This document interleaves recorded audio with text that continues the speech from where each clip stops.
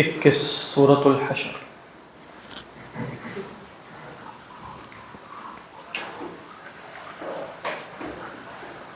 دو تین آیتیں کل پڑھ لی تھی۔ میں 19 کا نشان تھا جو بتا رہے تھے کوئی اس لیے میں آپ کو بتا رہا تھا۔ اعوذ باللہ من الشیطان الرجیم، بسم اللہ الرحمن الرحیم۔ لو انزلنا هذا القرآن على جبل لرأيته خاشعا متصدعا من خشية الله وتلك الأمثال نضربها للناس لعلهم يتفكرون هو الله الذي لا إله إلا هو عالم الغيب والشهادة هو الرحمن الرحيم هو الله الذي لا إله إلا هو الملك القدوس السلام المؤمن المهيمن العزيز الجبار المتكبر سبحان الله عما يشركون هو الله الخالق البارئ المصور له الأسماء الحسنى يسبح له ما في السماوات والأرض وهو العزيز الحكيم صدق الله العظيم رب اشرح لي صدري ويسر لي أمري واحلل عقدة من لساني يفقه قولي اللهم ألهمنا رشدنا وأعذنا من شرور أنفسنا اللهم انفعنا بما علمتنا وعلمنا ما ينفعنا وزدنا علما اللهم صل على سيدنا محمد وعلى آل سيدنا محمد وبارك وسلم آمین یا رب العالمین۔ فرمایا کہ لو انزلنا هذا القرآن، کہ اگر ہم اتارتے یہ قرآن علی جبل، کسی بڑے پہاڑ پر۔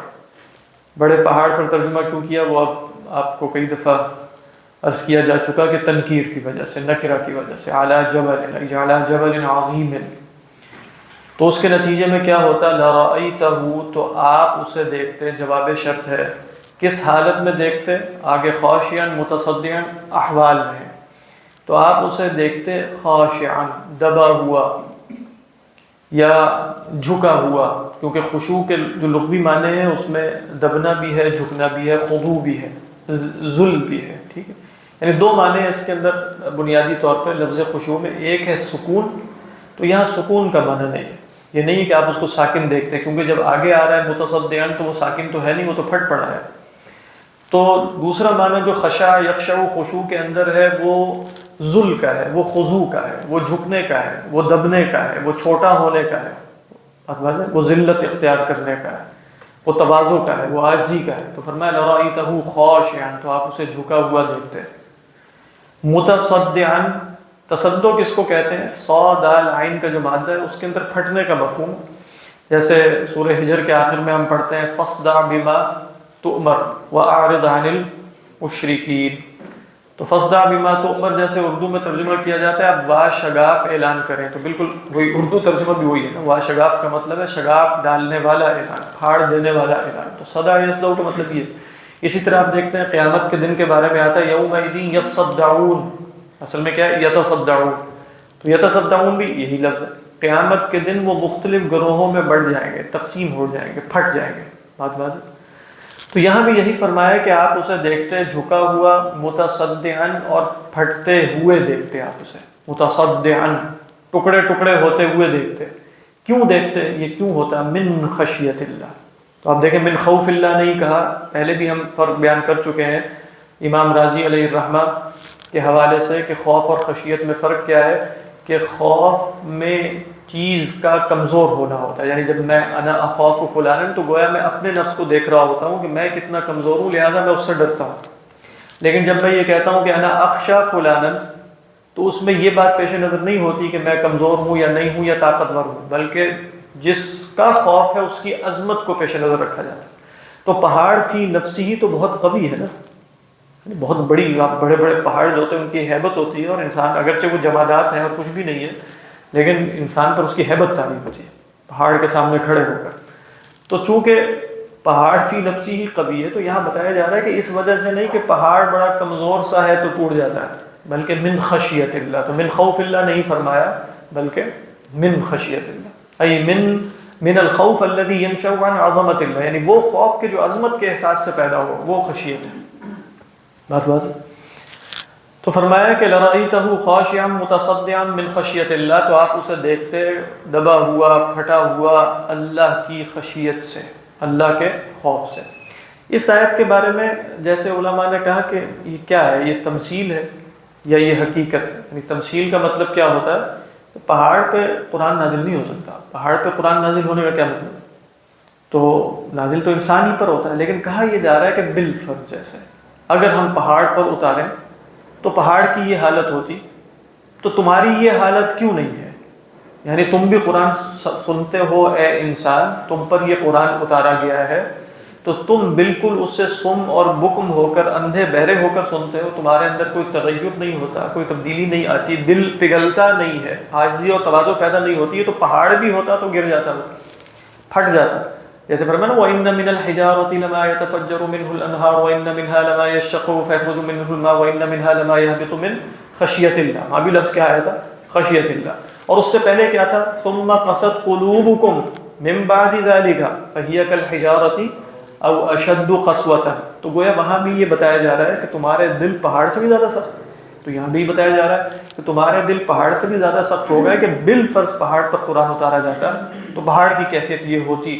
تو گویا انسانی دلوں کی صلابت اور قساوت اتنی شدید ہو جاتی ہے کہ اس پر قرآن بھی اثر نہیں کرتا جو جمادات پر بھی اثر کرتا ہے۔ ایک مفہوم اس کا یہ بیان کیا گیا۔ دوسرا مفہوم یہ بھی بیان کیا گیا کہ لو انزلنا هذا القرآن على جبل، میں مراد ہے بیچ میں محذوف، کہ اگر ہم بالفرض قرآن اتارتے پہاڑ پر اور پہاڑ کو وہ عقل و شعور دیتے جو اے انسان تمہیں دیا گیا ہے، تو پھر پہاڑ کی یہ کیفیت ہوتی۔ یعنی پہلے تو تھا کہ یہ محض تمثیل ہے، پہاڑ پہ اتارنا مقصود نہیں ہے، نہ پہاڑ پہ اترتا ہے۔ دوسری صورت میں یہ تمثیل نہیں ہے بلکہ یہ ہے کہ حقیقت حال میں اگر ہم پہاڑ پر اتارتے اور اسے عقل و شعور دیتے تو پہاڑ کی یہ حالت ہوتی۔ پھر اس میں واز کیا ہے؟ تمہاری یہ حالت نہیں۔ تیسری علماء نے اس میں تفسیر تو نہیں، اشارہ یہ بیان کیا کہ بھئی اس میں اللہ کے رسول صلی اللہ علیہ وسلم کی عظمت اور آپ کی رفعت شان اور منزلت کی طرف اشارہ ہے، وہ اس اعتبار سے کہ پہاڑ بھی اس قرآن کا تحمل نہ کر پاتے، لیکن یہ قرآن مجید اصلا نازل کدھر ہوا ہے؟ یہ نازل رسول اللہ صلی اللہ علیہ وسلم کے قلب مبارک پر ہوا ہے۔ وَإِنَّهُ لَتَنزِيلُ رَبِّ الْعَالَمِينَ نَزَلَ بِهِ الرُّوحُ الْأَمِينُ عَلَى قَلْبِكَ بَلْ نَزَّلَهُ رُوحُ الْقُدُسِ مِنْ رَبِّكَ، کیا ہے وہاں کیا فرمایا؟ مَنْ كَانَ عَدُوًّا لِجِبْرِيلَ فَإِنَّهُ نَزَّلَهُ عَلَى قَلْبِكَ، جو جبریل کا دشمن ہے تو جبریل نے اسے کہاں اتارا ہے؟ آپ کے دل پر اتارا ہے۔ تو بتایا جا رہا ہے کہ رسول اللہ صلی اللہ علیہ وسلم کی عظمت کیا ہے کہ آپ کے قلب نے کلام اللہ کا تحمل کیا ہے۔ اِنَّا سَنُلْقِي عَلَيْكَ قَوْلًا ثَقِيلًا، وہ ثقیل ہے، کوئی شک نہیں ہے اس میں۔ تو اس میں رسول اللہ صلی اللہ علیہ وسلم کی عظمت کا بھی بیان ہے، یعنی پہلی تفاسیر میں جیسے اشارہ تھا انسان کی غفلت کی طرف، اس میں ایک اشارہ کس کی طرف ہے؟ رفعت شان نبوی کی طرف، علی صاحب الصلاۃ والسلام۔ چوتھا علماء نے یہاں یہ بھی بیان کیا کہ لو انزلنا هذا القرآن على جبل لرأيته خاشعا متصدعا من خشیۃ اللہ، کہ بھئی قرآن مجید اصلا اللہ کی صفت ہے، کلام اللہ۔ ہم جانتے ہیں کہ کلام اللہ کلام متکلم کی صفت ہے، اور قرآن مجید دو اعتبارات سے بولا جاتا ہے۔ قرآن مجید یا تو بولا جاتا ہے لفظ یا صوت کے اعتبار سے، یعنی ہم بولتے ہیں قرآن مجید بمعنی مقروء، یعنی ہم پڑھ رہے ہیں اس کو آواز نکلتی ہے، حروف ہیں، الفاظ ہیں، ایک معنی یہ۔ ایک معنی ہے کہ قرآن مجید کے الفاظ اور حروف جن معانی پر دلالت کرتے ہیں وہ کیا ہے؟ وہ حقیقتاً کلام ہوتا ہے۔ کلام کی حقیقت الفاظ اور حروف نہیں ہے، کلام کی حقیقت کیا ہے؟ وہ معنی ہے، وہ کلام نفسی ہے۔ بات واضح ہے کہ نہیں؟ تو جو اللہ سبحانہ و تعالیٰ کی ذات کی تاثیر ہے، تجلی کی، وہی تاثیر گویا اللہ سبحانہ و تعالیٰ کے کلام نفسی کی ہے۔ وہ کس اعتبار سے؟ اس جو فرمایا حضرت موسیٰ علیہ السلام سے کہ ربی ارینی انظر الیک قال لن ترانی ولکن انظر الی الجبل فإن استقر مكانه فسوف تراني فلما تجلى ربه للجبل جعله دكا وخر موسى صعقا. تو وہاں جو بھی حقیقت ہے اس کی، جو تجلی ظاہر ہوئی، تجلی کس کو کہتے ہیں؟ تجلی کہتے ہیں کسی شے کا روشن ہونا. جو بھی اللہ کی ذات کے ہزاروں اور لاکھوں پردوں میں سے جو بھی پردہ اٹھا جس کی بنا پر پہاڑ جو ہے وہ دکن دکا ہو گیا، تو فرمایا یہی صفت، یہی تاثیر اللہ سبحانہ و تعالیٰ کے کلام کی بھی ہے، کلام نفسی کی. اور یقیناً جو الفاظ اور حروف اور اصوات اس کلام نفسی کو لے کر آ رہی ہیں تو ان میں بھی وہ تاثیر بالطبع موجود ہے، بالطبع موجود ہے. تو اس اعتبار سے یہ ذات اور صفات میں اس اعتبار سے فرق کوئی نہیں ہے سوائے اعتباری فرق. یعنی اللہ سبحانہ و تعالیٰ کی تجلی ہو یا اللہ کی صفت کی تجلی ہو، وہ ایک ہی شے ہوتی ہے. یہ ایک کلامی مبحث بھی یہاں سے برآمد ہوتا ہے. لو انزلنا هذا القرآن على جبل لرأيته خاشعا متصدعا من خشية الله. اللہ اعلم. تو فرمایا وَتِلْكَ الْأَمْثَالُ. اچھا پیچھے آیا تھا نا وَلَا تَكُونُوا كَالَّذِينَ نَسُوا اللَّهَ فَأَنْسَاهُمْ أَنفُسَهُمْ. تو علماء نے کہا کہ اس کا تعلق بھی جیسے اسی سے ہے، یعنی خدا کو یاد رکھنے کا جو طریقہ ہے وہ خود قرآن مجید ہے. یعنی اگر کسی کا دل اللہ کی یاد سے سخت ہو چکا ہے، جیسے فرمایا فَوَيْلٌ لِّلْقَاسِيَةِ قُلُوبُهُم مِّن ذِكْرِ اللَّهِ، اس کے فوری بعد کیا آیا تھا اس آیت کے بعد؟ لیکن وہ آیت ہے أَفَمَنْ شَرَحَ اللَّهُ صَدْرَهُ لِلْإِسْلَامِ فَهُوَ عَلَى نُورٍ مِّن رَّبِّهِ فَوَيْلٌ لِّلْقَاسِيَةِ قُلُوبُهُم مِّن ذِكْرِ اللَّهِ أُولَٰئِكَ فِي ضَلَالٍ بَعِيدٍ یا مبین.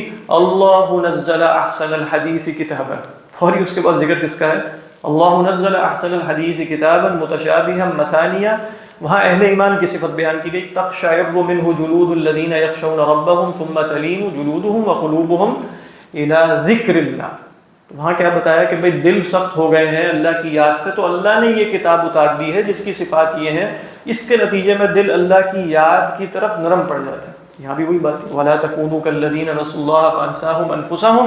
اس کے بعد یہ آیت بتا دی لَوْ أَنزَلْنَا هَذَا الْقُرْآنَ، اگر تمہارا دل اتنا بھی سخت ہو گیا پہاڑ جیسا تب بھی نرم پڑ سکتا ہے، ہم نے ایک کلام اتار دیا. یہ بھی پچھلی آیات سے اس کا ربط ہے. واللہ اعلم. ابھی جو آیتیں ہیں وَلَا تَكُونُوا كَالَّذِينَ نَسُوا اللَّهَ، اسی طرح مطلب سورۃ طٰہٰ میں آتی ہے وَمَنْ أَعْرَضَ عَنْ ذِكْرِي فَإِنَّ. ہاں وہ دیکھیں قرآن مجید میں جیسے ایک سے جیسے فرمایا وَمَنْ يَعْشُ عَنْ ذِكْرِ الرَّحْمَنِ نُقَيِّضْ لَهُ شَيْطَانًا، یہ بھی آیا جو آپ آیت بتا رہے ہیں وَمَنْ أَعْرَضَ عَنْ ذِكْرِي فَإِنَّ لَهُ مَعِيشَةً ضَنْكًا. اسی سورہ طٰہٰ میں تھوڑا پہلے آپ پڑھتے ہیں مَنْ أَعْرَضَ عَنْهُ فَإِنَّهُ يَحْمِلُ يَوْمَ الْقِيَامَةِ وِزْرًا. تو قرآن مجید سے اعراض کر، لیکن وہ یہ آیت تھوڑی سی فرق ہے، یعنی اس کے اندر کچھ اضافی معنی ہے جیسے ہم نے ذکر بھی کیا کہ وَلَا تَكُونُوا كَالَّذِينَ نَسُوا اللَّهَ فَأَنسَاهُمْ أَنفُسَهُمْ. اس میں گویا اشارہ یہ تھا کہ یعنی اگر معرفت انسانی حقیقت کے اعتبار سے ہو جائے تو وہ مستلزم ہے اللہ کی معرفت کو. یعنی اللہ کی یاد سے ہر غفلت نتیجہ ہے انسان کی اپنی ناقص معرفت کا. یعنی آپ دیکھ لیں، یعنی یہ نہیں ہو سکتا کہ انسان اپنے آپ کو بحیثیت کل پہچان لے اور پھر خدا کو نہ پہچان سکے، یہ ممکن نہیں. یعنی جو انسان اپنے اندر ماورائیت دیکھے گا وہ ایک ماورائی خدا کو مان بھی لے گا. تو ہمیشہ ہوتا کیا ہے من عرف نفسہ عرف ربہ اور من عرف ربہ عرف نفسہ، یہ دونوں چیزیں مستلزم ہیں. معرفت رب معرفت نفس کو مستلزم ہے، معرفت نفس معرفت رب کو مستلزم ہے. یعنی معرفت نفس سے مراد ہے حقیقت نفس. بعض علماء کل کچھ تفصیلات بیان کی تھیں، کچھ اس میں اضافہ کیا ہے، کچھ کہتے ہیں معرفت نفس جو ہے جیسے ایک تو امام غزالی کا طریقہ ہے نا، وہ جو المقصد الاسنیٰ میں آیا انہوں نے بتا دیا. تو ایک یہ ہے کہ بھئی نفس میں تو کچھ معرفتیں ایسے بھی ہیں جو بالکل خدا کے مانند نہیں ہیں. جیسے مطلب ہم کہتے ہیں کہ بھئی ہمارے اندر علم ہے تو یہ خدا کی صفت علم کا مظہر ہے، ہمارے اندر ارادہ ہے تو یہ خدا کی صفت ارادہ کا مظہر ہے، فلاں فلاں. ابن القیم علیہ الرحمہ نے جیسے اس کو الٹا دیا، انہوں نے کہا ہمارے اندر علم نہیں ہے. یعنی آپ نے کیسے اپنے آپ کو پہچاننا ہے؟ یعنی من عرف نفسہ بالجہل، وہ اس طرح کہتے ہیں عرف نفسہ بالعلم، یہ بھی بالکل وہی بات ہے اصلا. من عرف نفسہ بالفقر عرف ربہ بالغنى، جو اپنے آپ کو فقر کی حیثیت سے پہچانے گا، فقیر کے وہ خدا کو غنیٰ کی حیثیت سے پہچانے گا. من عرف نفسه بالعجز عرف ربه بالقدرتی، جو اپنے آپ کو بالکل کسی کام کا عاجز یعنی کچھ کر ہی نہیں سکتا، وہ اللہ کو پہچانے گا کہ وہ قدیر ہے۔ اسی طریقے پر گویا جیسے صفات میں میرے اندر اس صفت کا مظہر بھی ہے، تو مظہر ایسا رکھا گیا ہے جو ناقص ہے، تو لہذا میرے اندر صفت علم رکھی گئی ہے، لیکن میں اسے جہالت کے اعتبار سے بھی پہچان سکتا ہوں، یعنی میں صاحب علم ہوں لیکن میرا علم ہمیشہ میری جہالت کے مقابلے میں گویا سمندر ہے، تو ایک نقطہ ہوگا، ایک قطرہ ہوگا، ایسا ہی ہوگا، یا اتنا بھی نہیں ہوگا، اتنا بھی نہیں ہوگا یقیناً۔ تو لہذا یہ بھی آپ کہہ سکتے ہیں، یعنی آپ یہ بھی کہہ سکتے ہیں من عرف نفسہ بالعلم عرف ربہ بالعلم، یہ امام غزالی کی اپروچ ہے، جیسے من عرف نفسہ بالارادۃ عرف ربہ بالارادۃ، من عرف نفسہ بالقدرۃ عرف ربہ بالقدرۃ، وہ کیا کہہ رہے ہیں من عرف نفسہ بالجہل عرف نفس ربہ بالعلم، یہ بھی درست ہے، وہ بھی درست ہے، ایک ہی بات ہے، ایک ہی بات۔ تو یہ معنی اس کے اندر ہے وَلَا تَكُونُوا كَالَّذِينَ نَسُوا اللَّهَ فَأَنسَاهُمْ أَنفُسَهُمْ، اللہ عالم۔ لیکن وہ کیا ہے؟ وہ معیشتاً ضنکا ہے۔ وہاں دو تفسیریں بیان کی گئی ہیں، مشہور تفسیر جیسے عذاب قبر سے استدلال کیا گیا، سلف کی تفسیر وہاں موجود ہے، من اعرض عن ذکری فإن له معیشتاً ضنکا، عذاب قبر ہے۔ بعض کہتے ہیں قیامت ہے، اور بعض علماء کہتے ہیں فی نفسہ، دنیا، جیسے آیا من عمل صالحا من ذکر او انثى فلنحيينه حیاة وهو مؤمن فلنحيينه حیاة طیبہ۔ اکثر سلف یعنی جمہور سلف سوائے غالباً سعید مجاہد کے سب حیات طیبہ کو دنیا میں مراد لیتے ہیں، آخرت میں نہیں، یعنی من عمل صالحا من ذکر او انثى وهو مؤمن فلنحيينه، اب حیات طیبہ کے مقابلے میں جو حیات ہے وہ معیشت ضنکا ہے، وہ کہتے ہیں دنیا میں ہوگی۔ کسی نے کہا کہ یہ قناعت ہے، کسی نے کہا یہ خدا کی مطلب راضی ہو جانا ہے، کسی نے یہ کہا، کسی نے وہ کہا، لیکن ویسے آپ سب اقوال کو جمع کریں نا تو حیات طیبہ بعض علماء نے کہا کہ وہ ہے الرضا، من رضی فلہ الرضا، جیسے حدیث میں آتا ہے جو راضی ہوا اللہ سے، جو بھی اس نے تقسیم کی ہے وہ اس کو رضا مل جائے گی، رضا مل جائے گی۔ تو آپ قناعت کہیں، جو بھی کہیں، ان دی اینڈ بات کیا ہے؟ خدا کے رب ہونے پر، اس کی تقسیم پر اور اس کی الوہیت پر راضی ہونا، من رضی باللہ ربا وبالاسلام دینا وبمحمد۔ تو حیات طیبہ کے مقابلے میں کیا ہے؟ ظن کا۔ یہاں کیا ہے کہ انسان اپنی حقیقت سے غافل رہے گا، اور آپ دیکھ لیں جو خدا کو نہیں پہچانتے یقیناً وہ انسان کی جو بھی تعریف کریں گے ناقص ہی ہوگی، ایسا ہی ہوگا، وہ ناقص تعریف ہوگی، وہ آدھے وجود کی ہوگی یا پونے وجود کی ہوگی یا ایک تہائی وجود کی ہوگی۔ کبھی بھی کامل تعریف انسان کی سوائے اس کے کہ آپ مذہبی روایت پر ہوں آپ نہیں کر سکتے، سیدھی سی بات۔ ہاں عیسائیت بھی کر لے گی انسان کی کامل تعریف، مراد یہ ہے کہ ہر مذہب کے اندر ایک ماورائیت تو ہے، روح کا تصور ہے وغیرہ وغیرہ۔ تو فرمایا کہ وَتِلْكَ الْأَمْثَالُ نَضْرِبُهَا، کہہ رہے اس طرح کی امثالیں ہم بیان کرتے ہیں۔ اب اس سے بعض نے کہا کہ امثال اس کا مطلب یہ تمثیل ہے، جیسے میں نے شروع میں کہا تھا نا کہ یہ تمثیل ہے، اس میں حقیقتاً اتارنا نہیں ہے بلکہ یہ لو انزلنا ھذا القرآن۔ لیکن امثال جیسے مثل کی جمع ہے، مثل کی جمع ہے، دونوں کی جمع آ جاتی ہے، تو مثل جو ہے وہ حالت کے لیے، وصف کے لیے، صفت کے لیے بھی استعمال ہوتا ہے، یہ بھی کچھ دن پہلے عرض کیا تھا۔ تو وہ تلک الامثال کا مطلب یہ بھی ہو سکتا ہے کہ یہ حالات، یہ اوصاف، یہ واقعات ہم کیوں بیان کرتے ہیں؟ للناس لعلہم یتفکرون، مثال بھی ہے اور امر واقعہ بھی ہے۔ امر واقعہ کب ہوگا کہ واقعی اللہ اگر اتار دے بالفرض تو ان کی حالت ایسی ہی ہوگی، اور یہ بفرض محال نہیں ہے، یعنی یہ نہیں ہے کہ یہ شے فی نفسی ہی محال ہے بس بتا رہے ہیں، نہیں، فی نفسی ہی ممکن بھی، لو انزلنا هذا القرآن۔ تو فرمایا وَتِلْكَ الْأَمْثَالُ نَضْرِبُهَا لِلنَّاسِ لَعَلَّهُمْ يَتَفَكَّرُونَ، لَعَلَّهُمْ يَتَفَكَّرُونَ فِي عَظَمَةِ الْقُرْآنِ، لَعَلَّهُمْ يَتَفَكَّرُونَ فِي عَظَمَةِ النَّبِي صلی اللہ علیہ وسلم، لَعَلَّهُمْ يَتَفَكَّرُونَ فِي قَسَاوَةِ قُلُوبِهِمْ، اپنے دلوں کی سختی پر غور و فکر کریں، وغیرہ هذا، اس کے سوا۔ اس کے بعد دیکھیے علماء نے کہا کہ کلام، جیسے امام غزالی علیہ الرحمہ جب بتاتے ہیں نا بھئی کسی بھی شے کی آپ نے مطلب شرف طے کرنا ہے تو مختلف معیارات ہوتے ہیں۔ کلام کا شرف کیسے طے ہوتا ہے؟ کلام کا شرف کیسے طے ہوگا؟ یعنی کیف سنعرف عظمت الکلام بعظمت المتکلم، یعنی کلام کی عظمت کا دار و مدار متکلم کی عظمت پر ہے، تو لہذا جب کلام کی عظمت کا بیان کیا تو اس کے بعد اب متکلم کی عظمت کا بیان، یعنی متکلم کون ہے؟ خود اللہ سبحانہ و تعالیٰ. تو فرمایا هو اللہ الذی، یعنی ہوا اللہ. تو فرمایا هو اللہ الذی، ہوا اللہ یعنی وہ اللہ، الذی لا الہ الا ہو، کہ اللہ کی صفت جو ہے وہ یا بدل ہے الذی، اور لا الہ الا ہو اس کا صلہ، یعنی وہ اللہ کے جس کے سوا کوئی معبود نہیں ہے. هو اللہ الذی لا الہ الا ہو عالم الغیب. دیکھیں الہ کا کیا مطلب ہے؟ الہ جو ہے نا وہ ہے یعنی لغت میں من یتعلہ، یعنی من یعبد، اس کو الہ کہتے ہیں. اس اعتبار سے ہمارے متکلمین کی اکثریت کا خیال یہ ہے کہ لفظ الہ جو ہے وہ کلی ہے. کلی کا کیا مطلب ہے؟ آپ منطق میں پڑھتے ہوں گے کہ کلی وہ ہوتی ہے جس کا انطباق بہت سی جزئیات پر ہو سکتا ہے، چاہے جزئیات میں سے کوئی بھی نہ پایا جائے یا ایک ہی پایا جائے، ممکن ہے. یعنی مثلا ایک پرندہ ہے عنقا، عنقا یہ کلی ہے، جس کو فینکس بھی، فینکس کہتے ہیں انگریزی میں، کیا کہتے ہیں؟ تو عنقا جو پرندہ ہے وہ کلی ہے نا. کیا عقل آپ کو روک رہی ہے اس بات سے کہ عنقا 1000 ہو، یہ کلی ہو 10، لیکن خارج میں کوئی عنقا موجود ہے؟ کوہ قاف میں ہوگا، ہم نے تو کبھی نہیں دیکھا. عنقا تو نہیں موجود، ایسا ہی ہے. تو یہ کلی وہ ہے، لفظ کلی ہے لیکن اس کی خارج میں جزئیات میں افراد میں کوئی بھی موجود نہیں ہے. اسی طرح لفظ الہ کلی ہے، علماء یہ کہتے ہیں. کلی کا کیا مطلب ہے؟ الہ کا اطلاق اس پر بھی ہو سکتا ہے، اس پر بھی ہو سکتا ہے، اس پر بھی ہو سکتا ہے، اس پر بھی ہو سکتا ہے، اور بالفعل خارج میں ایک سے زیادہ الہ موجود ہیں. کس معنی میں موجود ہے؟ اگر آپ اس کی تعریف لیں کہ الہ وہ ہوتا ہے من یعبد، تو من یعبد تو کوئی بھی ہو سکتا ہے. فرعون بھی من یعبد ہے، شعرا بھی من یعبد ہے، فلاں بھی من یعبد ہے، فلاں بھی من یعبد ہے.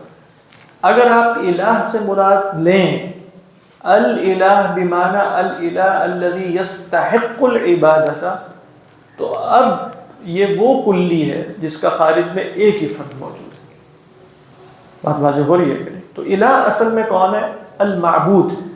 اور جب ہم اللہ کے لیے بولتے ہیں الالہ تو اس سے مراد کیا؟ المعبود بحق، یعنی الذی یستحق العبادۃ، الذی هو الالہ فی نفس الامر، وہ نفس امر میں الہ وہی ہے، چاہے عبادت کسی کی بھی کی جائے. تو بہرحال اس میں کچھ لوگوں کو اشکال رہا کہ آپ نے لفظ الہ کو کلی کیسے بنایا، لیکن علماء عموماً لفظ الہ کو کلی کہتے ہیں. یہ الہ اور ہے، اللہ اور ہے. اللہ لفظ کلی نہیں ہے. اللہ کیا ہے؟ وہ تو اس میں علم ہے، وہ اس میں ذات ہے، وہ صرف اللہ ہی کے لیے بولا جائے گا، وہ جزئی ہے، وہ خاص ہے. الہ کی بات ہو رہی.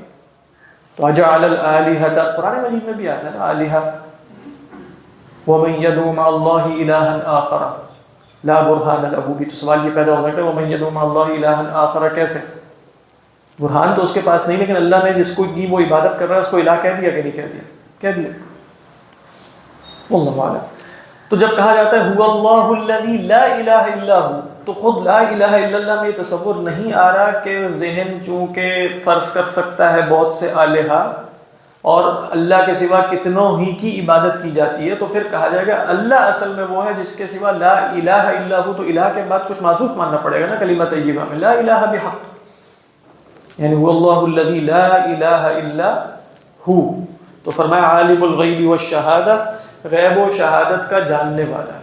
علماء نے کہا کہ الغیب والشہادۃ بالنسبۃ للہ کلہ سواء، اللہ کے لیے تو کوئی غیب اور شہادت نہیں. غیب اور شہادت ہمارے اعتبار سے، کیا غیب اور شہادت ہمارے اعتبار سے ریلیٹو ہے کہ جیسے ایبسولوٹ ہے؟ ہمارے اعتبار سے بھی ریلیٹو نہیں، ایسے ہی ہے. یعنی فی نفسی ہی غیب، کہ جو سب کے اعتبار سے غیب ہے وہ خدا ہے. یعنی الغیب المطلق کون ہے؟ وہ خدا ہے، وہ اللہ تعالیٰ ہے. باقی سب غیب نسبی ہے. وہ کیا ہے؟ غیب نسبی. کیا مطلب؟ میرے لیے بہت سی چیزیں غیب ہیں. جبرائیل علیہ السلام کے لیے وہ غیب نہیں. جبرائیل علیہ السلام کے لیے جو شہادت ہے وہ ہو سکتا ہے میکائیل کے لیے غیب ہے، تو غیب نسبی ہے. میرے لیے میں ایسی باتیں جانتا ہوں جو آپ کے لیے غیب ہے، آپ ایسی باتیں جانتے ہیں جو میرے لیے غیب ہے. تو غیب ان دی اینڈ کیا ہوا؟ غیب مطلق اللہ کی ذات ہی ہے، باقی سب غیب نسبی ریلیٹو ہے. ہو سکتا ہے اس لیے یہ کہنا کہ بھئی آپ کو پتہ چل گیا کہ آپ کل کیا ہوگا مجھے معلوم ہو گیا، تو اس سے کیا فرق پڑتا ہے؟ غیب نسبی ہے، غیب نسبی ہے. کوئی بھی چیز اصل میں وہ غیب جو کوئی نہیں جان سکتا وہ غیب ہے جس سے شرک لازم آتا ہے. وہ غیب ہے کہ بھئی جو بغیر سبب کے جاننے کا کوئی دعویٰ کرے. سمجھ آ رہی ہے؟ یعنی وہ غیب کیا ہوگا؟ وہ میرا علم ذاتی ہوگا. علم ذاتی کا کوئی دعویٰ کرے گا تو شرک ہو جائے گا. مگر نہ اگر کوئی شخص کہے الہام کے ذریعے پتہ چلا ہے، کشف کے ذریعے، آپ کہیں گے تمہارا کشف ٹھیک نہیں ہے، تمہارا الہام ٹھیک نہیں ہے، مجھے گڑبڑ لگ رہی ہے، یہ ہے وہ ہے، شرک تو نہیں ہوگی. کہ کل کیا ہوگا، فلاں بزرگ کو معلوم ہو گیا کہ انہوں نے کس تاریخ کو مرنا ہے، تو کیا ہے ہو سکتا ہے. جس نے اس کی بات کی تصدیق کی وہ تو پھر گیا. کیوں؟ وہ کیوں گیا؟ نہیں، وہ تو کاہن ہے.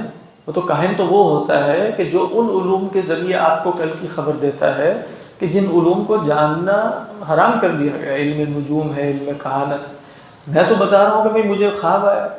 نہیں سر، یہ تو گلی محلے میں بیٹھے ہیں بھی کاہن نہیں ہے، یہ تو اس کو نام. میں گلی محلے والوں کی بات تھوڑی کر رہا ہوں، میں تو اپنی بات کر رہا ہوں.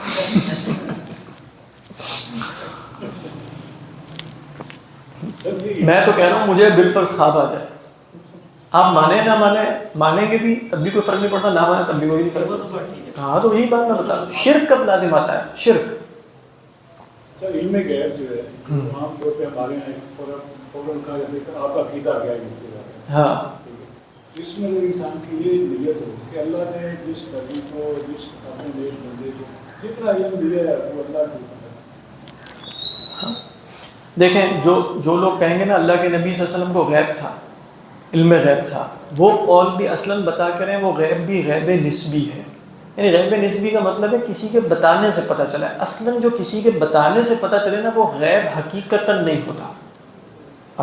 یعنی اگر میں آپ کو کوئی خبر دے دوں جو آپ لوگوں کو نہیں معلوم اور یہ کہیں کہ میرے پاس علم غیب ہے، تو آپ کہیں گے یہ تو انہوں نے بتائی ہے، یہ علم غیب کیسے ہو گیا؟ کسی کے بتانے سے جو بات معلوم ہوتی وہ حقیقتاً غیب نہیں ہوتی. غیب حقیقتاً جس سے شرک لازم آتا ہے وہ اللہ کی صفت علم میں شریک ہونے سے ہوگا. نعوذ باللہ. وہ کیا ہے؟ اللہ ہر شے کو جانتا ہے. یہ کوئی کہہ دے تو یہ بھی شرک ہو جائے گا. اللہ چیزوں کو جانتا ہے بغیر علم اکتسابی یا وہبی کے. کسی نے اسے علم دیا نہیں ہے، کہیں سے حاصل نہیں ہوا، نہ وہب ہے نہ کسب ہے. ایسا ہی ہے نا، نہ وہب ہے نہ کسب ہے. کوئی شخص کہے مجھے بھی علم حاصل ہے، نہ وہب ہے نہ کسب ہے. کوئی چاہے وہ علم جزئی کیوں نہ ہو، اتنا سا علم کیوں نہ ہو، ساری دنیا کے علم کی بات نہیں کر رہا. وہ کہہ رہا ہے نہ وہب ہے نہ کسب ہے. وہ مشرک ہو جائے گا کہ نہیں؟ کہاں سے ہے تمہارے پاس؟ نہ وہب ہے نہ کسب ہے، پھر کہاں سے؟ میرا علم ذاتی ہے. تو ذاتی کہہ دیا نا اس نے، خدائی کا دعویٰ ہو گیا. یہ شرک ہو جائے گا. اب وہ چاہے یہ کہے یا نہ کہے کہ مجھے کتنا علم حاصل ہے، چاہے وہ ایک جزئیے کے بارے میں بھی کہہ دے گا تو وہ مشرک ہو جائے گا کہ نہیں؟ لِأَنَّهُ يَدَّعِي الْعِلْمَ لِذَاتِهِ. تو یہ بات پیش نظر رکھیے. علم الغیب کہنے سے یا عالم الغیب کہنے کے فلاں ہے نہیں، اس میں آپ زیادہ زیادہ جھگڑا کیا کریں گے؟ یہ الفاظ مناسب نہیں لگ رہے. شرک اور بدعت تو اس وقت پہنچتا ہے جب آپ کہیں گے کہ اس کا معنی کیا ہے اور تم اس سے مراد کیا لیتے ہو. اگر وہ اس سے مراد کوئی ایسی شے لے لے جو وصف ذاتی ہو خدا کا، جو کیا ہو؟ وصف ذاتی ہو خدا کا، پھر شرک ہو جائے. اگر وہ اس سے مراد کوئی ایسی شے نہیں لیتا جو وصف ذاتی ہو خدا کا، تو ہو سکتا ہے وہ قول بدعت ہو، کیونکہ اگر دلیل نہ ہو اس کے اوپر تو وہ کیا ہو جائے گا؟ بدعت. یا وہ قول کیا ہوگا؟ صحیح ہو. یہ مناسب سے تھوڑے ذرا سخت بات نہیں ہو سکتی؟ مناسب مثال کے طور پہ جو آپ نے کہا مناسب ہے، کسی کو بات نہیں کرنے دیں تو اس طرح کا طریقہ ہوتا ہے. سر میں مثال کے طور پہ اب جیسے یہ جو آپ نے باتیں تو بہت بڑا اہم مسئلہ ہے، لیکن آپ نے ماشاءاللہ بہت آسان انداز میں بتایا، اللہ بدائے کر دے. اب مثال کے طور پہ ایک بندہ کہتا ہے میں پیر باقی ملا کے مزار پہ گیا اور میں نے وہاں پر مراقبہ کیا اور پھر ملا اعلیٰ سے میں نے خبریں دی اور تمہیں جو ہے نا بیٹی ہوگی، اس بیٹی کا تم یہ نام رکھنا، اس کو تم طلاق دو گے، یہ سارا کچھ ہوگا. اور وہ بالفعل ہو ویسا ہو بھی صحیح. تو یہ وہ ساری چیزیں جو کہ یہ تصوف میں چل رہی ہے، میں نام نہیں لوں گا. نہیں، میں صحیح بتا ہوں. اس میں شرک کب ہوگا؟ وہ جو مزار پہ جا کے اس نے مراقبہ کیا، مراقبے کے بعد ملائے اعلیٰ سے یا جس سے بھی اس کا رابطہ ہوا، اس نے جو خبر دی، اگر وہ یہ کہے یہ خبر یقینی ہے، اس میں غلطی کا کوئی احتمال نہیں ہے اور یہ واقعی میں نے لوح محفوظ یا فلاں فلاں جگہ سے پڑھ لی ہے، تو اب اس میں دو احتمالات ہیں. ایک احتمال یہ ہے کہ وہ کہے کہ نہیں یہ دیا گیا ہے مجھے اللہ کی طرف سے آیا ہے فلاں فلاں ذریعے سے، ہو سکتا ہے شرک سے نکل جائے. اگر وہ کہے اس میں غلطی کا احتمال نہیں تو یہ نبوت کا دعویٰ ہے۔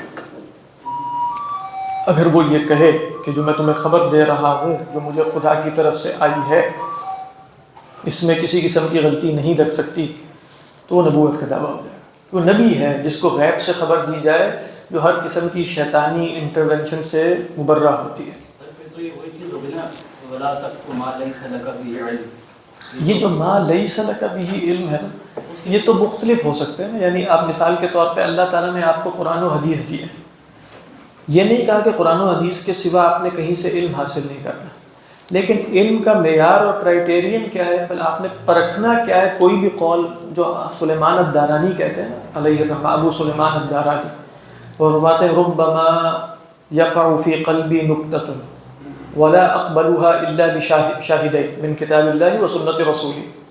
تو یہ نہیں ہے کہ آپ کے دل میں کوئی الہام ہو نہیں سکتا یا کشف ہو نہیں سکتا، ہاں اس کا معیار پرکھنے کا کوئی نہ کوئی ہونا چاہیے جو ایک آبجیکٹو ہو نہ کہ سبجیکٹو ہو، تو وہ آپ سے خارج میں کچھ ہوگا۔ لیکن مثلا اگر آپ کو پتہ یہ چلتا ہے قرآن و حدیث سے کہ غیر نبی کو بھی الہاماً بات بتائی جا سکتی ہے، نہیں پتہ چلتا کہ پتہ چلتا ہے نہیں، اگر بالفرض قرآن و حدیث سے تو پتہ ہی چلتا ہے۔ حضرت عمر کے بارے میں محدث کون ہے؟ حضرت عمر ہے نا محدث۔ وَأَوْحَيْنَا إِلَىٰ أُمِّ مُوسَىٰ أَنْ أَرْضِعِيهِ، جمہور امت کیا کہتی ہے؟ وہ نبی نہیں، لیکن أَنْ أَرْضِعِي فَإِذَا خِفْتِ عَلَيْهِ فَأَلْقِيهِ فِي الْيَمِّ وَلَا تَخَافِي وَلَا تَحْزَنِي إِنَّا رَادُّوهُ إِلَيْكِ۔ قرآن و حدیث سے آپ کو یہ پتہ چلا کہ الہام غیر نبی کو بھی ہو سکتا ہے۔ اب آپ نے دیکھنا کیا ہے کہ بھئی وہ الہام جو مجھے ہوا ہے، میں نبی نہیں ہوں، اچھا اب میں نبی نہیں ہوں تو کیا اس کے 100% درست ہونے کا امکان ہے یا اس میں غلطی کا احتمال رہے گا؟ اچھا غلطی آپ نے یہ بھی مان لیا، غلطی کا احتمال رہے گا، اس کے نتیجے میں کیا دین میں کوئی نیا فرض حکم کچھ نکالا جا سکتا ہے؟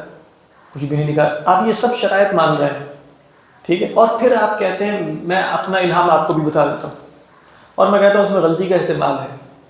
اس میں زیادہ سے زیادہ آپ کہیں گے کہ آپ نے یہ مطلب یہ مناسب نہیں ہے کہ اپنے الہامات دنیا بھر کو بتاتے پھریں، لیکن اب اس میں شرک اور بدعت کہاں ہے؟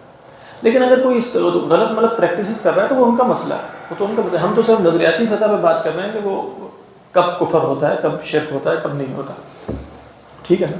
تو قرآن و حدیث کی طرف رجوع کریں گے تو آپ کو پتہ چلے گا کہ بھئی قرآن و حدیث میں تو الہامات کا بھی ذکر ہے، اس میں تو کشف کا بھی ذکر ہے۔ کشف یہی ہوتا ہے اوپننگ جو ہوتی ہے۔ بس میری انڈرسٹینڈنگ یہ وہ ہے، لیکن یہ جھاتیاں مارنے کا نہیں ہے کہ وہ تم بیٹھ کے جھاتی مارو۔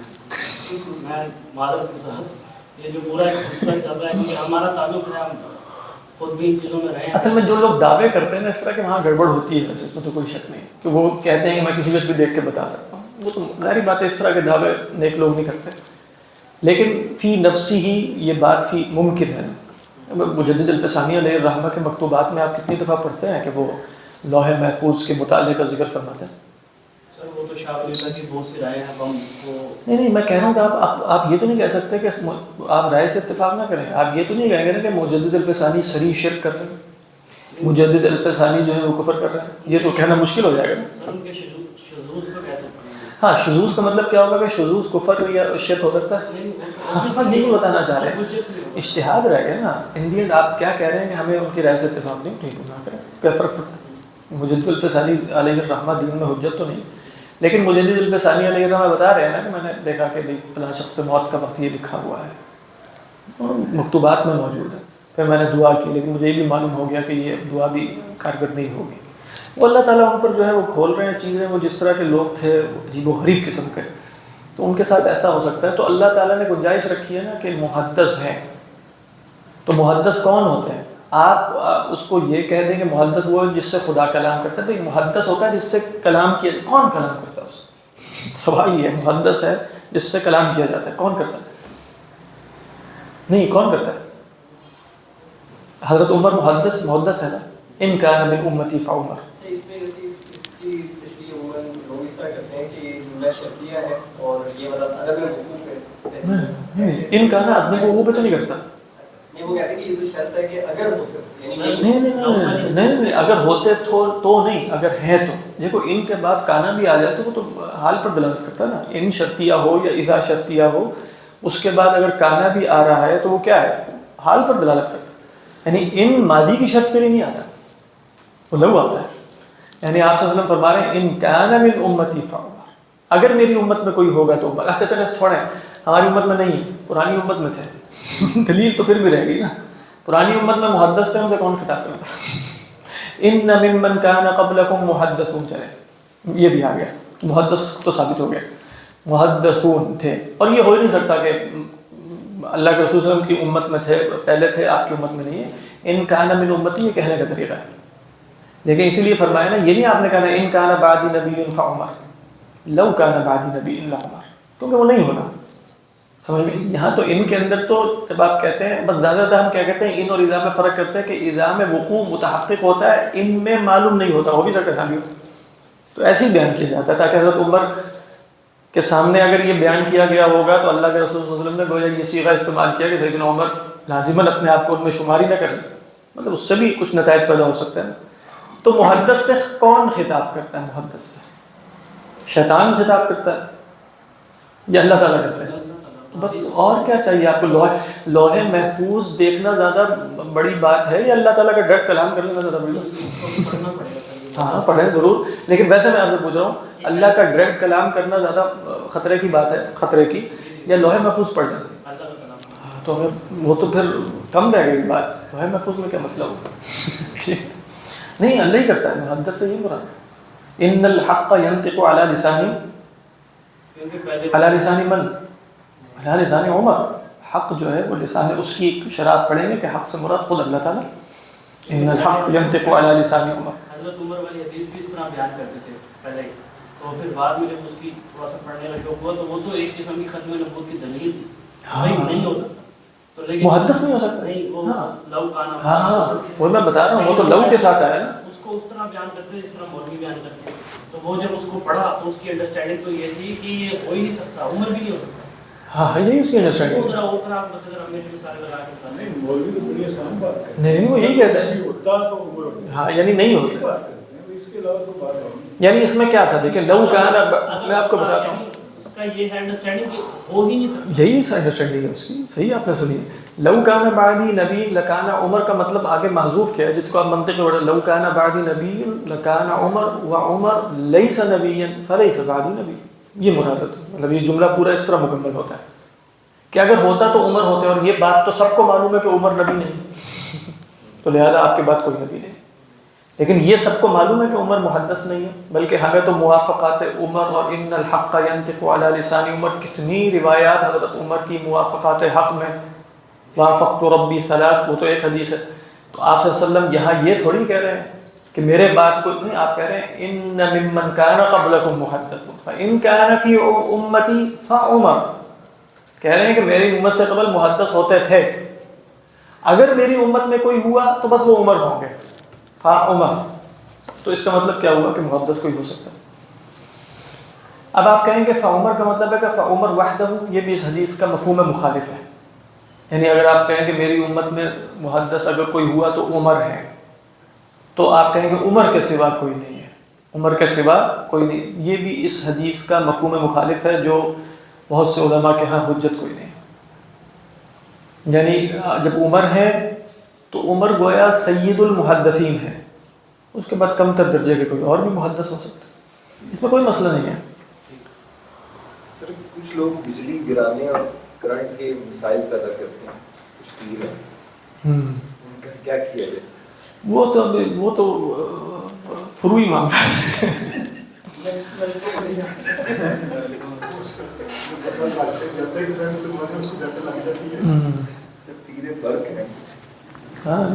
اس میں سوال یہ کہ جو مطلب کون سی ایسی حد ہے جس کو کہیں گے وہ پار کرے گا تو بندہ کہیں گا معمول مان کے, ہمیں کہہ رہے کہ محبت شدت بھی ہو جائے تو. ہاں وہ دیکھیں, اس میں جو علماء نے بیان کیا وہ یہ ہے کہ اگر آپ کا جو محبوب ہے یا کوئی بھی ہے جو جس سے تعلق ہے, اس کے اندر جتنی یعنی محبت منضبط کر سکتے ہیں آپ کہ یہاں سے محبت شرکیہ شروع ہوتی ہے, کوئی انضباط کا طریقہ نہیں ہے. شدید ترین محبت بھی ہو جاتی ہے, والدین سے بھی, بچوں سے بھی, بزرگوں سے بھی, کسی سے بھی. حد فاصل یہ ہے کہ اس محبوب میں اگر کوئی صفت ربوبیت ثابت کرتی ہے, یعنی ان دی اینڈ شرک فی الربوبیہ ہی ہوتا ہے. شرک فی الالوہیہ اصلاً شرک فی الربوبیہ ہی کی وجہ سے ہوتا ہے.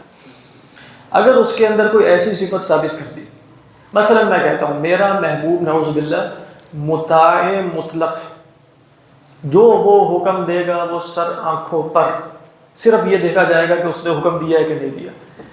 اس میں صفت ربوبیت کون سی شریک ٹھہرائی گئی؟ یہ ہے کہ مطاع مطلق جس کا حکم صرف حکم ہونے کی حیثیت سے مانا جائے گا، یہ رب کی صفت ذاتی ہے۔ صفت ذاتی ہم متکلمین کے معنی میں نہیں کہہ رہے، لیکن یہ خدا ہی کو لائق ہے کہ اس کا حکم مطاع مطلق ہو۔ اب میں اگر اپنے محبوب کے بارے میں یہ طے کر لوں مبدأ کے طور پہ، ایز اے اصول پرنسپل کے طور پہ کہ وہ مطاع مطلق بھی ہوگا، شرک۔ لیکن اگر میں یہ طے نہیں کرتا محبت تو بڑی، لیکن کوئی صفت ربوبیت اس میں نے ثابت نہیں کی، ہو سکتا ہے آپ کہیں کہ یہ محبت حدود کراس کر رہی ہے، اس سے معصیت لازم آ رہی ہے، فلاں فلاں، یہ سب چیزیں کفر و شرک لازم تو نہیں آ رہی۔ لہذا ہمارے ہاں جو ابن تیمیہ علیہ الرحمہ کی ایک تعریف علماء نے بیان کر دی، علماء نے نہیں انہوں نے خود بیان کر دی، کچھ بعد میں لوگ بیان کرتے ہیں، اس سے بات پوری نہیں ہوتی۔ علماء نے کہا وہ مکمل تعریف عبادت کی نہیں ہے۔ کیا عبادت کیا ہے؟ کیا ہے وہ؟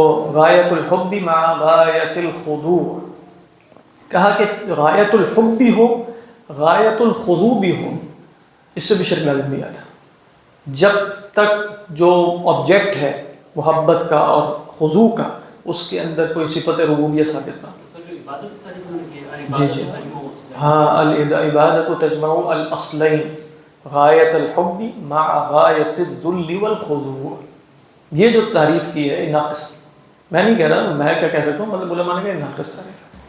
پھر سر بھی کیا صحیح ہے؟ بتا رہا نا اس کے بعد یہ ہے کہ بھئی غایت حب اور غایت خضوع کے ساتھ جو آبجیکٹ ہے محبت اور خضوع کا، اس کے اندر کوئی صفت ربوبیت تو نہیں، یعنی کوئی ایسی صفت تو نہیں ثابت کرتی جو خدا کے اندر ہی ہونی چاہیے۔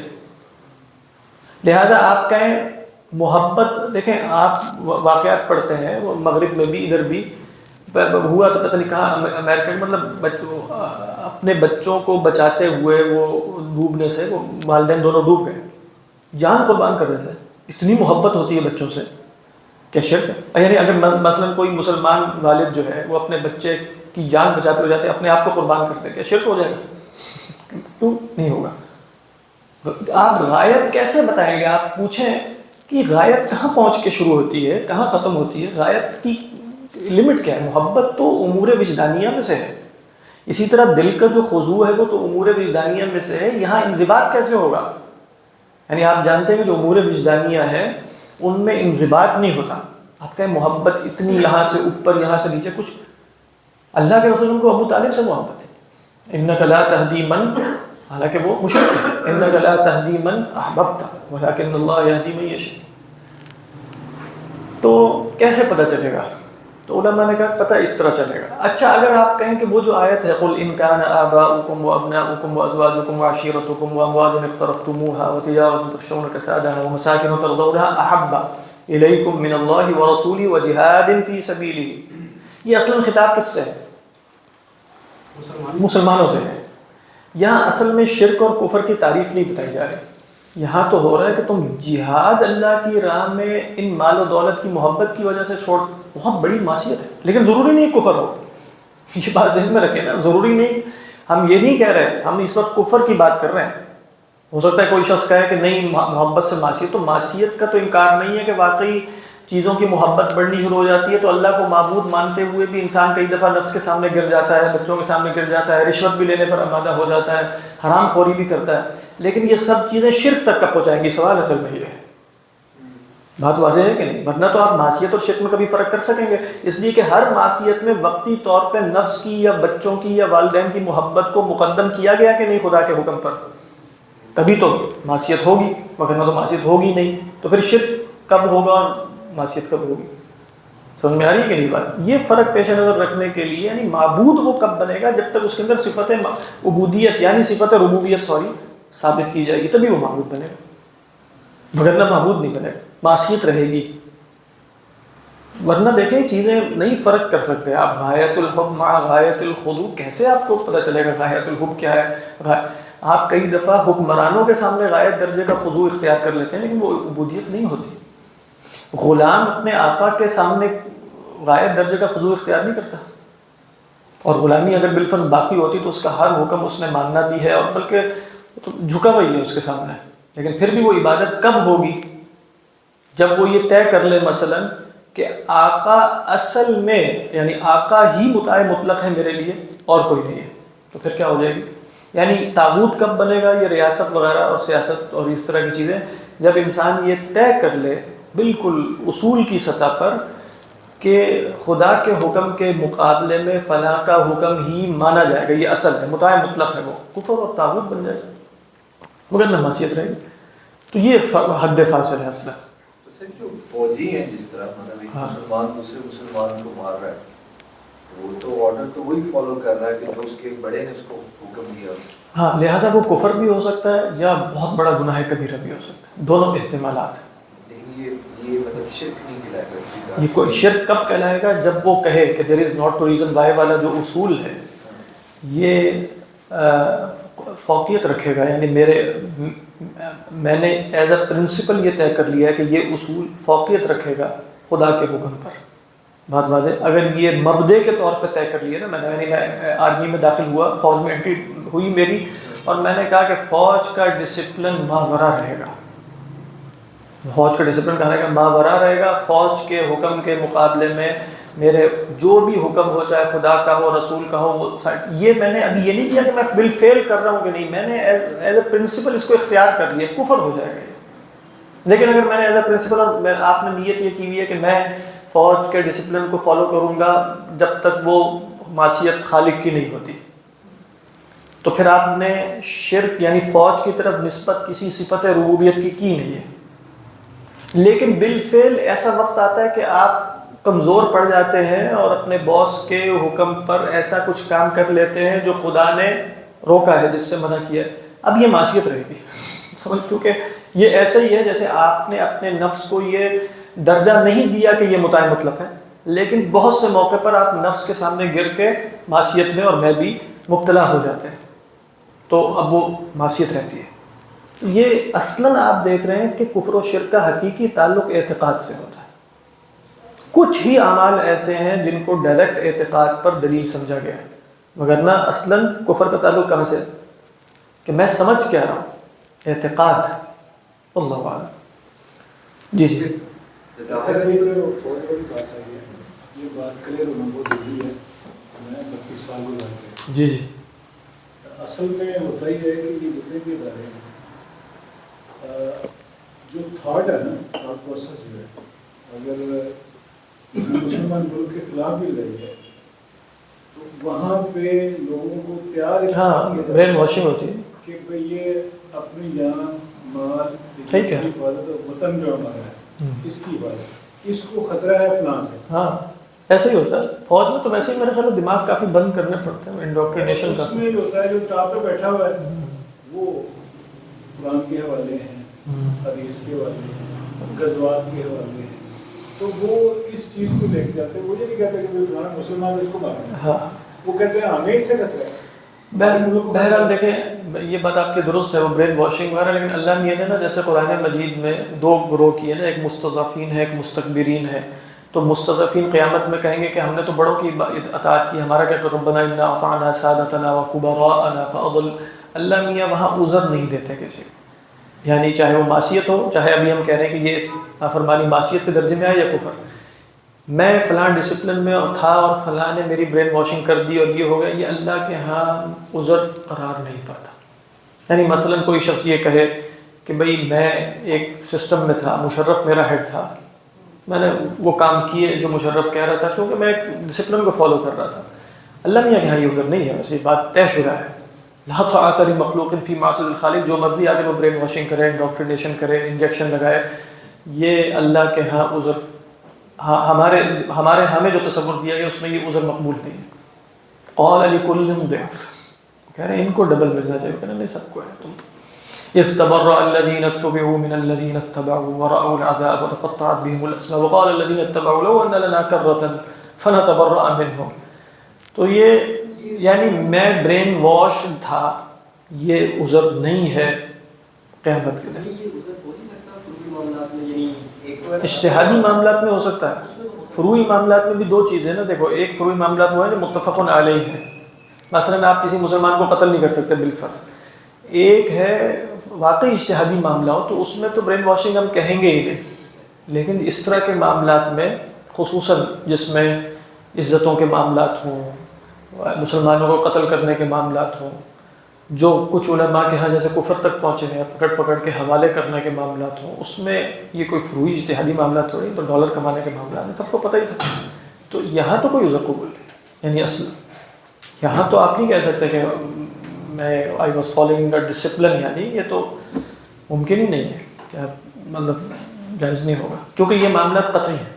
یعنی یہ والے معاملات کہ آپ جو ہے وہ لا يخذلوه ولا يسلمه، ای ولا يسلمه معناه انه لا يعطيه احد، تو بعد میں اعتراف ہی کر لیا. لیکن قرآن میں جو مصنفین کی بات کی یہ تو عقیدے کے بات ہے. ہاں لیکن قطعیات جہاں بھی قطعیات ہیں نا عذر نہیں ہے. یعنی لا طاعت لمخلوق فی معصیت الخالق میں معصیت صرف اعتقادی نہیں، فرعی بھی ہے اگر وہ قطعیات میں سے. یعنی اسی لیے کہا گیا دیکھیں کہ اگر میری گردن پہ یہاں کنپٹی پہ کوئی پستول رکھے اور کہے کہ فلاں مسلمان کو قتل کر دو، کیا میرے لیے جائے؟ عذر ہے میرے پاس؟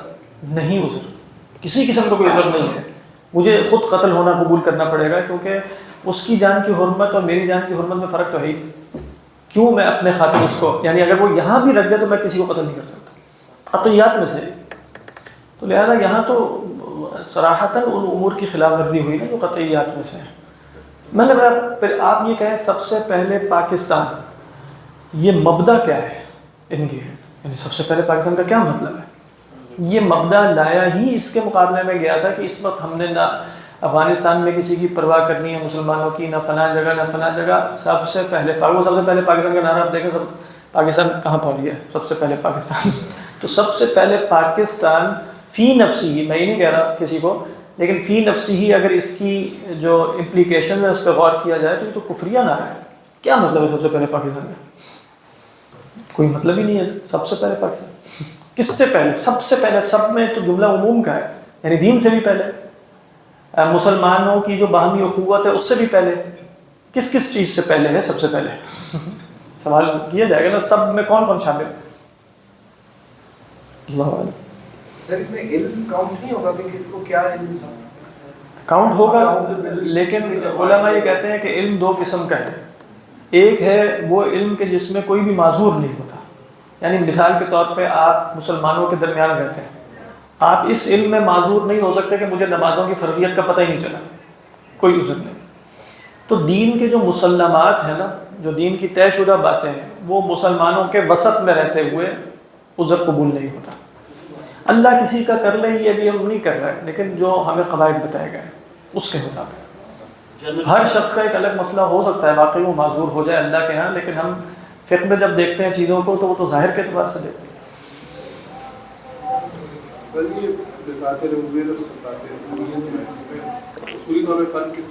لیکن اصل میں ربوبیت کا مطلب جو الوہیت ہے نا، الوہیت کا مطلب ہوتا ہے میرا اس کا عبادت کرنا.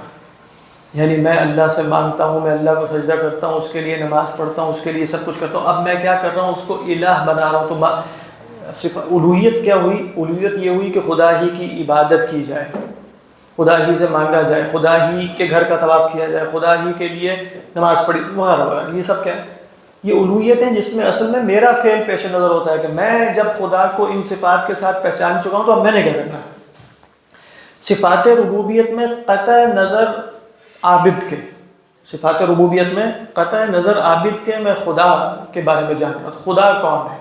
آپ کہیں خدا قادر مطلق ہے، مرید مطلق ہے، متکلم ہے. یہ اب میں اس وقت صفات ربوبیت پر گفتگو کر رہا ہوں. وہ رب ہے، وہ خالق ہے، وہ وغیرہ وغیرہ. لیکن اگر میں اس حیثیت سے کروں گا کہ اچھا اب میں عابد ہوں، میں نے کیا کرنا ہے، تو میں کہوں گا کہ میں نے اس کو معبود بنانا ہے، میں نے کیا کرنا ہے اسے، کیونکہ وہ رازق ہے، خالق ہے، مالک ہے. تو وہ صفات ربوبیت کا تقاضا یہ ہوا کہ ان اوجہ عبادتی الیہ، میں اس کی طرف عبادت کو خالص کروں، ڈائریکٹ کروں. یہ اصل میں صفات توحید ربوبیت الوہیت عموماً یہ تقسیم حقیقی تقسیم نہیں ہے. یہ بات ذہن میں رکھیے گا، کیونکہ یہ ایسا نہیں ہے کہ توحید ربوبیت بالکل انڈیپینڈنٹ ہے، توحید الوہیت کوئی انڈیپینڈنٹ ہے. توحید ربوبیت اصل ہے جس کے نتیجے میں خدا کو معبود بننا چاہیے. لہذا مشرکین مکہ کا حقیقی شرک کس میں تھا؟ توحید ربوبیت میں. نہ کہ توحید الوہیت.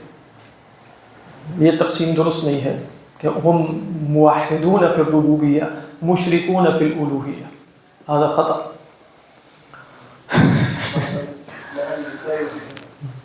بڑے مسائل نالج لے کے اپس اینڈ ڈاؤن کر دیا. Food for thought. برف گرتی ہے بیچارے میں تو سر سناتا ہے کہ کسی کی محبت اللہ کی محبت کے سے بڑھ جانا تو دور کی بات. اصل میں سوال یہی پیدا ہوگا اللہ کی محبت سے بڑھنے کا مطلب کیا ہے؟ یہ کیسے آپ طے کریں؟ اگر آپ کہیں گے اللہ کی محبت سے بڑھنے کا مطلب یہ ہے کہ اس نے اللہ کی نہیں مانی فلاں کی مان لی، تو معصیت اور کفر میں فرق کا کرائٹیرین کیا ہے آپ کے پاس؟ سوال رہے گا نہیں کبھی آپ نے اس پہ غور کیا؟ میں نے یہ کرتا تھا، وہ جو آیت ہے نا یحبونہم کحب اللہ، ہاں بیان تو میں یہ کرتا تھا لیکن میرے ذہن میں اس میں آپ نے اگر اس آیت میں بھی پوری طرح غور کرتے نا، نہیں ابھی آپ نے اللہ کی بات نا، ہاں یہ بات ہے. یہ مجھے چپتی تھی بات، ہاں لیکن میں بیان پھر بھی ویسے ہی کرتا تھا جیسے میں نے یاد دیکھا اس کا مطلب ہے آپ سوچتے تو تھے ماشاء اللہ. یہ مجھے سمجھ نہیں آتی کہ اس کا اس سے وہ تو وہاں تو مدد مان لیں گے، یعنی ان کو اللہ کے علاوہ دوسروں کو. اس لیے آپ دیکھیں والذین اتخذوا من دون اللہ اندادا، تو گویا توحید ربوبیت پہلے آئی کہ نہیں آئی؟ سوری شرک فی الربوبیہ پہلے آیا کہ نہیں آیا؟ ند بنایا نا کسی بھی حیثیت سے، ند بنایا کہ نہیں؟ یہ مجھے سمجھ مطلب چپتی تھی بات، لیکن بیان میں ویسے ہی کرتا تھا جیسے یاد نہیں. یہ بونا کحب اللہ، یعنی میں اس کو ایسے بیان کرتا تھا میرے پر بات کرنے کا موقع مل جائے کہ ہمارے لیڈر جو ہے نا ہماری ریڈ لائن ہے. جیسے بہت سے لوگ کہتے ہیں کہ بھائی ہمارا جو لیڈر ہے وہ ہماری ریڈ لائن ہے، تو ہم تو اس کو پھر آگے ایسی اگلی بات یہی کرتے تھے کہ وہ نام کحب اللہ. لیکن یہ تو پھر وہ کچھ لیڈر واقعی اس جگہ پہ پہنچے نہیں، اس میں تو یہاں میں بھی آپ سے اتفاق کرتا ہوں. کچھ لیڈر حضرات جو ہیں وہ ایسی جگہ پہ پہنچ چکے ہیں کہ وہ اصلاً مطلب جیسے جس کو آپ کلٹ کہتے ہیں نا، ایک مذہب ہے. ہاں تو مذہب بنا لیا جائے کسی لیڈر کو تو وہ تو واقعی ایسا ہی ہے، ہو جاتا ہے، لیکن عموماً ایسا نہیں ہوتا. ہاں نہیں، لیکن اس پر واقعی غور کرنے کی بات ہے. آپ کہیں گے خدا کی محبت سے بڑھ جائے، کرائٹیرین کیا ہے میرے پاس کہ بڑھ گئی ہے؟ یہ ایکسپلین کرنے والی بات ہے. اور اگر آپ کہیں گے کرائٹیرین یہ ہے کہ میں نے نفس کی مانی خدا کی نہیں مانی، تو پھر آپ سے پوچھا جائے گا اچھا معصیت بھی یہی ہوتی ہے، معصیت اور شرک میں فرق کے لیے آپ کے پاس کیا کرائٹیرین ہے؟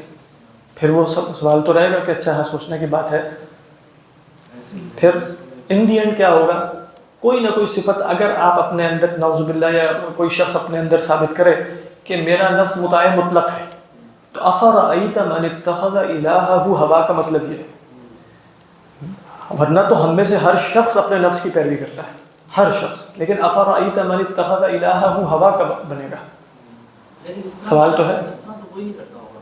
کس طرح؟ یہ اپنے نہیں کیوں نہیں، الہ سمجھتا بالکل کیوں نہیں. مطلب آج آپ کہیں ہیڈونسٹک ایک اپروچ ہے، پورا مذاہب ہے اس کے اوپر. ان دی اینڈ جو سیلف پلیجر ہے وہی مطاع مطلق ہے، نفس ہی مطاع مطلق ہے. سر اس کے شان نزول کے حساب سے بھی کچھ ایسا ہے. ہاں نشان نزول سے مراد تو اصل میں یہ افرأیت من اتخذ الہہ ہوا سے مراد یہ اصل میں ہواہ الہ ہے نا، لیکن کیا کہا گیا؟ الہہ ہوا، کہ ان کا جو مذہب اور دین ہے وہ ہوائے نفس پہ کھڑا ہے، اس کے پیچھے کوئی دلیل نہیں ہے، اس کے پیچھے کوئی برہان نہیں ہے. ان کے جو معبود ہیں وہ حقیقتاً معبود ہیں یا ان کی ہوائے نفس ہے؟ کسی ایک شخص کی بات نہیں ہوتی. ہاں ایک شخص کی بات نہیں ہو رہی، اصلاً ایک شخص کی بات نہیں ہو رہی، بلکہ بتایا جا رہا ہے کہ پورا مذہب کس پر کھڑا ہے؟ ہوائے نفس پر. جیسے وَلَن تَرْضَىٰ عَنْكَ الْيَهُودُ وَلَا النَّصَارَىٰ حَتَّىٰ تَتَّبِعَ مِلَّتَهُمْ. اس کے بعد فرمایا قُلْ إِنَّ هُدَى اللَّهِ هُوَ الْهُدَىٰ وَلَئِنِ اتَّبَعْتَ أَهْوَاءَهُمْ، کیونکہ الملۃ هی مظہر للہوا، یعنی مظہر لہواہم، تو ان کی ہوائے نفس کا مظہر ہے. پھر تو یہ ہوا اور گمان سیم ہو گئے کہ وہ زن اور ہوا پھر سیم ہو گئے جس طرح آپ explain. مراد یہ ہے جو بھی مذہب وحی کی بنیاد پر تشکیل نہیں پا رہا تو اس کا مصدر تشکیل کا ہے. کیونکہ قرآن مجید میں وحی کے مقابلے میں دوسری طرف عقل نہیں ہے، دانش، حکمت نہیں ہے، بلکہ کیا ہے؟ ہوائے نفس. ان یتبعون الا الظن وما ينطق ان هو الا وحی یوحی، سے پہلے کہ وما ينطق عن الهوى یا داود انا جعلناک خلیفۃ فی الارض فاحکم بین الناس بالحق ولا تتبع الهوى فیضلک عن سبیل. قرآن میں بہت جگہوں پر مستقل آپ دیکھیں گے ڈائیکاٹومی کیا ہے، ہوائے نفس اور زن. نہیں وحی اور ہوائے نفس یا زن جو بھی آپ کہیں، وہ زن بھی اسی کی ایک فارم ہے. وحی ہے اس کے مقابلے میں ہوائے نفس ہے، حق ہے اس کے مقابلے میں ہوائے نفس.